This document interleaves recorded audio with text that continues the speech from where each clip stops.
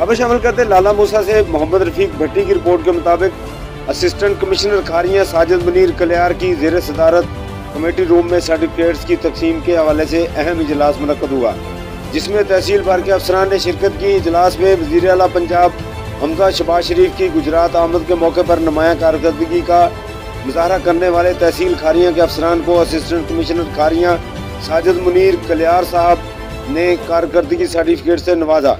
Chief officer Khawar Javed गुजर, साबिक chief officer unit लाला मूसा अमेर दिलदार और सेंट्री इंस्पेक्टर अली नादर चौधरी ने एसी खारियां से कारकर्दगी सर्टिफिकेट वसूल किया।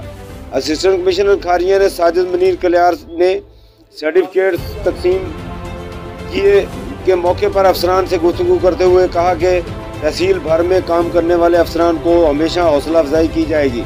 उन्होंने कहा कि सरकारी ओहदे की पासदारी आवाम की खिदमत में पोशीदा है, लिहाजा हमको ड्यूटी के दौरान ज़्यादा से ज़्यादा साइल की दादरसी की कोशिश करनी चाहिए।